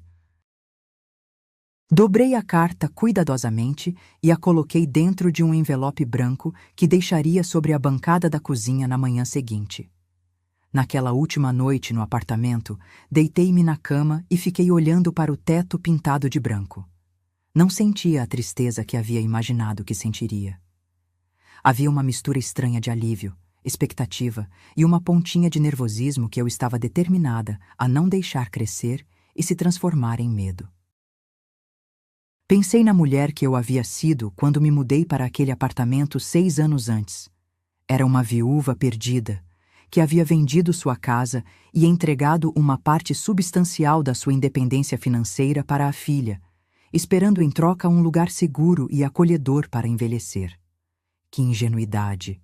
Que falta de compreensão sobre a natureza humana e sobre as complexidades das relações familiares. Mas também pensei na mulher que eu havia me tornado nos últimos dias. Uma mulher que havia aprendido a usar tecnologia básica, que havia feito contatos importantes, planejado estratégias complexas, tomado decisões financeiras significativas. Uma mulher que havia redescoberto sua capacidade de ação, sua força de vontade, sua dignidade perdida. Às 5 da manhã de terça-feira, acordei sem despertador. Meu corpo sabia que era um dia especial, um dia que mudaria tudo. Levantei-me silenciosamente e fui tomar meu último café naquela cozinha. O apartamento estava imerso no silêncio profundo da madrugada e eu me movi como um fantasma pelos ambientes que logo deixariam de fazer parte da minha vida. Tomei banho com cuidado especial, vesti uma roupa confortável para a viagem, uma calça de malha preta e uma blusa de algodão branca que eram ao mesmo tempo práticas e dignas. Escovei os cabelos com atenção, passando a escova mais vezes que o necessário. Queria estar apresentável para minha chegada à nova vida. Às 7 da manhã, a rotina da casa começou como sempre. Ricardo foi o primeiro a aparecer, pegou seu café automático e se despediu com um aceno distraído e um bom dia murmurado. Não fazia a menor ideia de que estava me vendo pela última vez da sua vida. Lucas apareceu 15 minutos depois, com a mochila da escola nas costas e os fones de ouvido já pendurados no pescoço. Quando passou por mim na cozinha, parou por um segundo e me olhou de uma forma diferente, mais intensa, como se estivesse tentando memorizar meu rosto. Será que ele percebia inconscientemente que algo estava diferente? "Tchau, vó", disse ele, e me deu um abraço rápido, mas carinhoso, coisa que não fazia há meses. "Tenha um bom dia." Aquele abraço inesperado quase me fez chorar. Era como se, de alguma forma misteriosa, ele estivesse se despedindo de mim. Retribuí o abraço com um carinho extra e sussurrei no ouvido dele: "Você também, meu amor. Cuide-se sempre e lembre-se de que você é um menino especial." Beatriz foi a última a sair, como sempre acontecia. Passou pela cozinha apressada, falando ao telefone sobre algum problema urgente de trabalho com um cliente exigente. Olhou para mim por uma fração de segundo, um olhar neutro, vazio de qualquer emoção particular, e saiu sem dizer uma única palavra. Também não fazia ideia de que nunca mais me veria. Assim que ouvi o som familiar do elevador se fechando, coloquei meu plano final em ação. Primeiro, busquei a carta que havia escrito na noite anterior e a deixei bem visível sobre a bancada de mármore da cozinha, apoiada no porta-temperos para que não passasse despercebida quando alguém fosse preparar o café da tarde. Depois, fui buscar minha mala no quarto. Era surpreendente como ela parecia administrável, considerando que continha tudo o que eu considerava verdadeiramente essencial da minha vida. Havia algo simbolicamente poderoso naquele momento. A descoberta de que minha existência realmente importante poderia ser resumida a uma bagagem que eu mesma conseguia carregar, mesmo com a artrose protestando levemente nos ombros. Às 8h50, meu telefone vibrou com uma mensagem de um número que não estava na minha agenda. "Dona Yolanda, aqui é o Zé. Estou chegando no prédio da senhora. Apartamento 1204, correto?" "Sim, é isso mesmo. Já estou descendo", respondi, o coração batendo mais rápido. Peguei minha mala, minha bolsa e uma pequena sacola com alguns pertences de última hora que havia decidido levar. Dei uma última olhada no quarto que havia sido minha prisão silenciosa por 6 anos. As paredes brancas e frias me olhavam de volta, indiferentes. Não senti nenhuma nostalgia. Era apenas um cômodo que eu havia ocupado temporariamente, nunca um verdadeiro lar. Caminhei pelo corredor em direção à porta de entrada do apartamento. No living, Parei por um momento diante da poltrona onde passara tantas horas assistindo televisão, tentando não incomodar ninguém com minha existência. Agora ela me parecia pequena e insignificante, como se tivesse sido projetada para ocupar o menor espaço possível. Na cozinha, olhei pela última vez para a carta que deixara sobre a bancada. Minha caligrafia firme e elegante contrastava com a frieza do mármore branco. Era minha declaração de independência, meu último ato de comunicação com aquela família. Abri a porta do apartamento e saí, fechando-a com cuidado deliberado. O clique da fechadura ecoou no corredor silencioso como o ponto final de um capítulo longo e doloroso. Não olhei para trás nem uma única vez. No elevador, enquanto descia os 12 andares que me separavam da minha nova vida, senti uma mistura estranha de emoções. Havia alívio, sim, mas também uma pontinha de melancolia que não era exatamente tristeza. Não pela família que estava deixando, mas pela mulher que eu havia sido naqueles últimos anos, submissa, invisível, constantemente pedindo desculpas por existir. Estava me despedindo dela também. No térreo, encontrei seu Zé me esperando na portaria.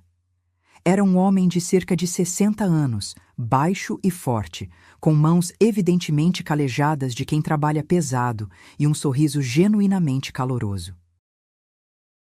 Usava uma camisa xadrez limpa e bem passada e um boné desgastado que ele tirou educadamente quando me viu. A senhora é a dona Yolanda? Muito prazer. Eu sou o José, mas todo mundo me chama de Zé. A Helena me falou muito bem da senhora. Havia algo imediatamente confiável nele. A forma respeitosa como falava, a sinceridade transparente no olhar, a gentileza natural com que pegou minha mala e me ofereceu o braço para me acompanhar até o caminhão. A viagem vai durar umas 4 horas e meia, dona, com uma paradinha para almoçar no caminho. O caminhão não é muito luxuoso, mas é confortável e seguro. A senhora vai ver que o tempo passa rapidinho conversando. O caminhão era de fato simples, uma cabine dupla azul, bem conservada, com bancos de couro sintético gasto mas limpo. Seu Zé ajustou cuidadosamente o banco para que eu ficasse confortável e verificou se o cinto de segurança estava funcionando perfeitamente.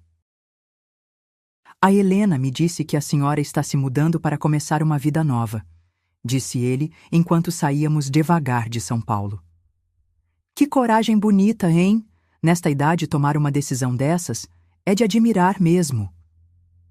Durante a viagem, seu Zé se revelou um excelente companheiro de estrada. Contou-me sobre Alvorada da Serra, sobre as pessoas que eu iria conhecer, sobre a tranquilidade da vida no interior. Falou sobre sua própria família, sobre os fretes que fazia semanalmente há mais de 15 anos, sobre sua filosofia de vida simples e satisfeita. Sabe, dona Yolanda, tem muita gente que acha que idade é limitação. Mas eu vejo diferente. Idade é experiência acumulada. É sabedoria conquistada com muito esforço. A senhora tem 74 anos de aprendizado, 74 anos de coragem guardada. Agora é hora de usar tudo isso para ser feliz. Suas palavras me tocaram profundamente. Quando foi a última vez que alguém havia falado da minha idade como uma vantagem, não como um problema a ser gerenciado? Conforme nos afastávamos de São Paulo e entrávamos nas estradas do interior, sentia meu coração ficando mais leve a cada quilômetro percorrido. A paisagem ia mudando gradualmente, menos concreto, mais verde, menos pressa, mais tranquilidade. Era como se estivesse viajando não apenas no espaço, mas no tempo, voltando a uma versão mais verdadeira e autêntica de mim mesma. Por volta do meio-dia, paramos em um restaurante de beira de estrada para almoçar. Era um lugar simples, com mesas de madeira e uma comida caseira deliciosa. Enquanto comíamos um frango com quiabo saboroso, olhei pela janela para a paisagem rural e pensei que fazia anos que não me sentia tão em paz comigo mesma. Falta pouco agora, dona Yolanda, disse seu Zé enquanto voltávamos para o caminhão. A senhora vai ver que escolheu um lugar muito especial para recomeçar. E ele tinha razão. Quando finalmente chegamos à Alvorada da Serra às 2:30 da tarde, senti que havia encontrado o que nem sabia que estava procurando com tanta intensidade. Era uma cidade pequena e genuinamente acolhedora, com ruas arborizadas, casas simples mas bem cuidadas e um ritmo de vida que permitia perceber os detalhes que a pressa de São Paulo havia me ensinado a ignorar. Helena estava me esperando na Praça Central, exatamente como havíamos combinado. Quando me viu descendo do caminhão, veio correndo ao meu encontro com um sorriso radiante e autêntico. Tia Yolanda, que alegria ter a senhora aqui. Como foi a viagem? Seu abraço caloroso foi como um bálsamo para minha alma ferida. Ali estava alguém genuinamente feliz com minha chegada. Alguém que me via como uma adição positiva à sua vida, não como um problema a ser resolvido ou gerenciado. Helena, minha querida, muito obrigada por tudo. Não sei como vou conseguir retribuir tanta gentileza. Ora, tia, a retribuição vai ser ter a senhora por perto. Agora vem, vou mostrar sua nova casa. Tenho certeza absoluta de que vai amar. Enquanto caminhávamos pelas ruas tranquilas de Alvorada da Serra em direção à minha nova vida, senti que estava fazendo muito mais do que simplesmente mudando de endereço. Estava resgatando minha dignidade, minha autonomia, meu direito fundamental de ser feliz. Nesta idade, eu estava finalmente indo para casa. A casa amarela me esperava como um abraço caloroso e há muito tempo desejado. Quando Helena abriu a porta de madeira pintada de branco e me convidou a entrar, senti algo que não experimentava há anos, a sensação genuína de pertencer a um lugar. Não era grande, não era luxuosa, mas era minha, completamente minha. Tia, olha só como ficou bonita. Mandei dar uma limpeza geral na semana passada e a dona Neuza, a vizinha, fez questão de deixar umas flores fresquinhas na mesa da cozinha para receber a senhora. Caminhei lentamente pelos cômodos, tocando as paredes como se estivesse me apresentando à casa. A sala tinha 2 janelas grandes que enchiam o ambiente de luz natural abundante. A cozinha, embora pequena, era funcional e aconchegante, com armários de madeira pintados de branco e uma mesa redonda que cabia perfeitamente no espaço. O quarto principal tinha uma janela que dava para o quintal, e o segundo quarto seria perfeito para um escritório onde eu poderia ler e talvez até voltar a escrever. Mas foi quando saí para o quintal que meu coração se encheu completamente de alegria. Era exatamente como eu havia sonhado, espaçoso, com árvores frutíferas já maduras, uma mangueira frondosa, um pé de limão carregado de frutos amarelos, algumas bananeiras no fundo. Havia canteiros vazios esperando por flores, e no centro, debaixo da sombra generosa da mangueira, alguém havia colocado uma cadeira de balanço de madeira envernizada. Isso aqui foi ideia da dona Neuza, explicou Helena, vendo meu olhar fixo na cadeira. Ela disse que toda casa precisa de um lugar especial para sentar e pensar sobre a vida. Sentei-me na cadeira de balanço e, pela primeira vez em anos, chorei.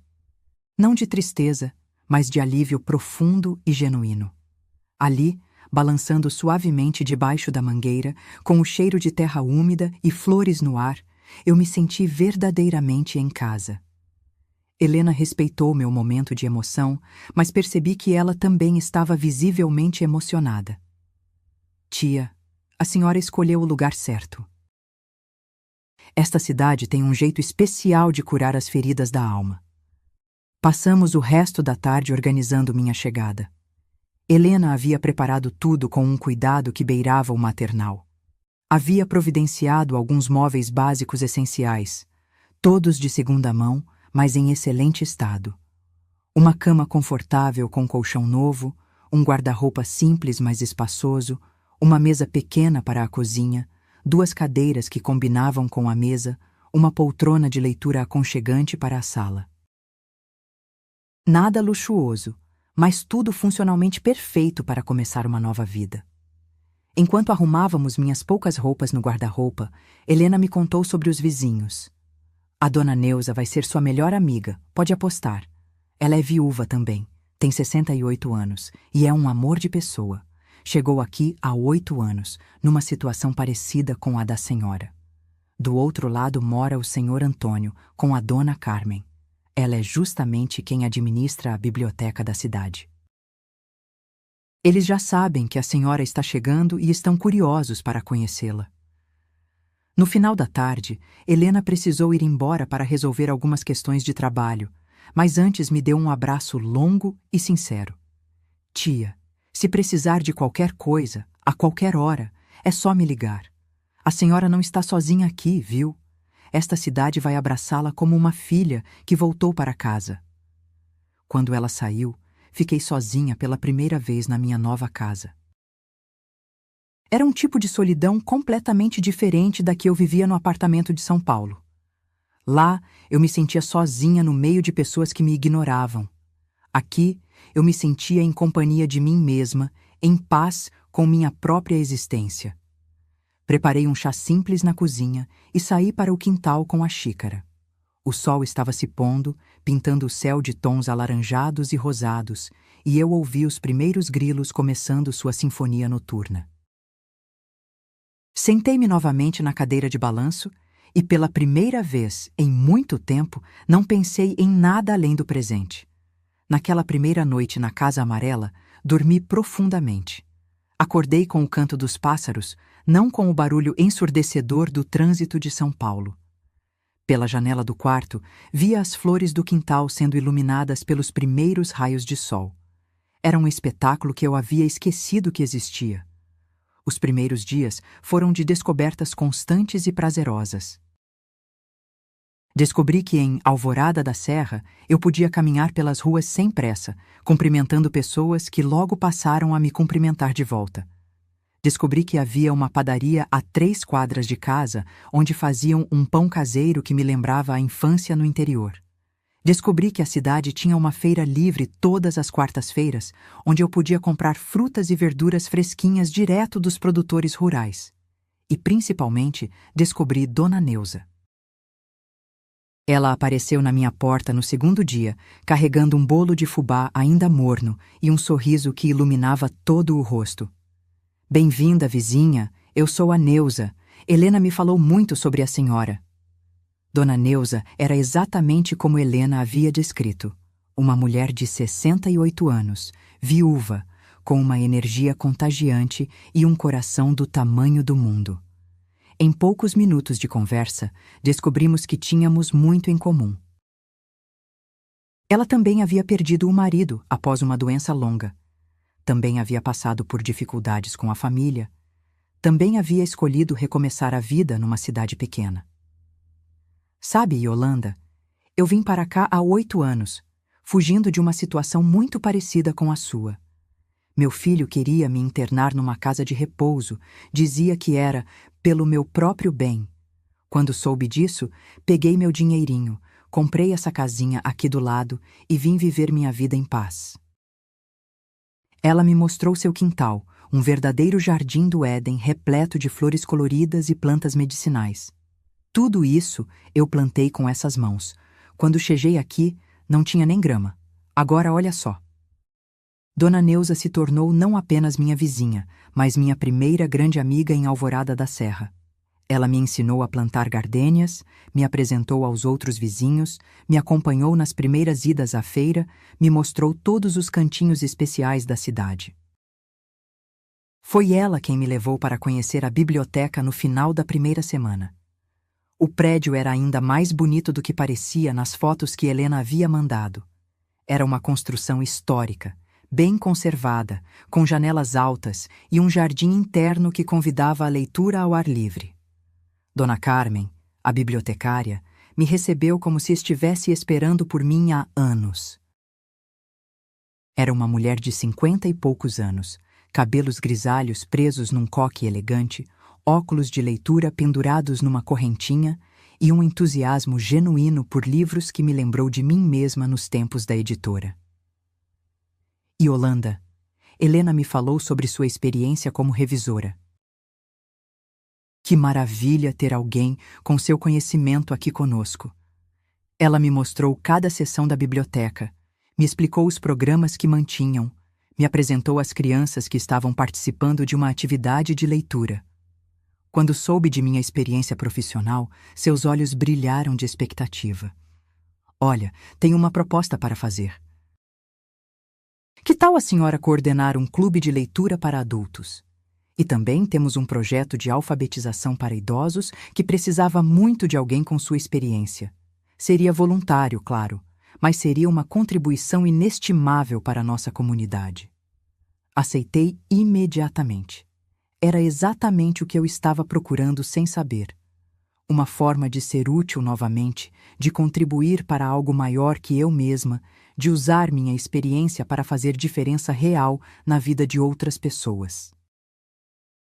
Enquanto isso, em São Paulo, o drama da minha partida se desenrolava de forma previsível, mas não menos intensa. Segundo contou Helena, que havia recebido algumas ligações indiretas de parentes curiosos, Beatriz chegou em casa naquele terça-feira e encontrou minha carta sobre a bancada da cozinha. Aparentemente, a primeira reação dela foi de incredulidade total. Achou que eu havia saído para algum lugar e voltaria para jantar, como sempre fazia. Foi apenas quando Ricardo chegou do trabalho e ela mostrou a carta que eles perceberam que eu estava falando sério. Tentaram me ligar diversas vezes, mas eu havia trocado de número de telefone no primeiro dia em Alvorada da Serra. Tentaram rastrear através de seu Afonso, mas ele respeitou fielmente meu pedido de confidencialidade. Beatriz chegou até a contratar um investigador particular para me encontrar. Mas ele enfrentou dificuldades, porque a compra inicialmente aparecia em nome do seu Afonso, e levaria algumas semanas para que os registros públicos fossem atualizados com meu nome. Soube também, através de comentários indiretos da família em ligações para Helena, que Lucas ficou muito abalado com minha partida. Ele teria dito para a mãe que a avó não estava feliz há muito tempo e que ela deveria ter percebido. A culpa que ele sentia por não ter feito nada para me ajudar era algo que me doía profundamente. Mas eu sabia que não havia nada que um adolescente de 16 anos pudesse ter feito para mudar a situação. Mas eu havia tomado minha decisão e não voltaria atrás. Não me deixaria convencer por promessas tardias de mudança ou declarações de amor que apareciam apenas quando era conveniente. Havia descoberto algo fundamental sobre mim mesma. Eu merecia ser feliz, e felicidade não é algo que se mendiga, é algo que se conquista. Os meses se passaram como uma redescoberta constante de pequenos prazeres. Descobri que adorava acordar sem pressa, tomar meu café olhando para o quintal, planejar meu dia de acordo com minha vontade, não com as necessidades de outros. Descobri que tinha um talento natural para a jardinagem. Meu quintal floresceu sob meus cuidados, com canteiros de petúnias, margaridas e rosas que enchiam o ar de perfume. Descobri também que ainda tinha muito a oferecer ao mundo. O clube de leitura que comecei na biblioteca atraiu pessoas de todas as idades. Líamos desde clássicos da literatura brasileira até romances contemporâneos, e nossas discussões eram sempre animadas e enriquecedoras. Alguns dos participantes me diziam que eu havia reacendido neles o amor pela leitura, e isso me enchia de orgulho e propósito. O projeto de alfabetização para idosos foi ainda mais gratificante. Ensinar pessoas de 70, 80 anos a ler e escrever me mostrou que nunca é tarde demais para aprender, para crescer, para mudar. Via o brilho nos olhos deles quando conseguiam ler a primeira frase completa, e me lembrava de que eu também havia aprendido coisas novas nesta idade. Não apenas tecnologia, mas coragem, independência, amor próprio. Fiz amizades verdadeiras e duradouras. Além de Dona Neuza, conheci Dona Mercedes, que também havia se mudado para a cidade depois de problemas familiares. Senhor Joaquim, um ex-ferroviário que me contava histórias fascinantes dos tempos em que trabalhava no trem. Dona Conceição, uma ex-professora que se tornou minha parceira nos projetos da biblioteca. Descobri que pertencer a uma comunidade era muito diferente de simplesmente morar com pessoas. Em Alvorada da Serra, eu era vista, respeitada, valorizada. Minha opinião importava nas discussões do clube de leitura. Minha experiência era valorizada nos projetos da biblioteca. Minha presença era celebrada nas reuniões sociais da Praça Central. 1 ano e meio depois da minha mudança, recebi uma carta. Era de Lucas. Ele havia conseguido meu novo endereço através de uma investigação adolescente determinada. Descobriu pela empresa de correios que fazia entregas na minha rua e me escreveu uma carta à mão, numa caligrafia que já mostrava mais maturidade. Vó, eu sei que a senhora não quer que a gente saiba onde está, mas eu precisava escrever para dizer que entendo por que saiu. A mãe ficou muito mal depois que a senhora foi embora, e ela mudou um pouco. Agora, ela fala da senhora com mais carinho, diz que se arrepende de muitas coisas. Mas eu sei que não é sobre arrependimento. É sobre a senhora ter direito de ser feliz. Espero que esteja bem e feliz onde estiver. Eu amo a senhora e sempre vou amar. Seu neto que te adora, Lucas. Chorei lendo aquela carta. Não de tristeza, mas de orgulho profundo. Meu neto havia entendido algo que muitos adultos não conseguem compreender. Que amor verdadeiro às vezes significa deixar ir. Que cuidar de alguém às vezes significa respeitar suas escolhas, mesmo quando essas escolhas nos afastam. Escrevi uma carta de volta, cuidando para não dar pistas sobre minha localização exata. Contei a ele sobre minha nova vida, sobre a casa amarela, sobre os amigos que havia feito, sobre o trabalho na biblioteca.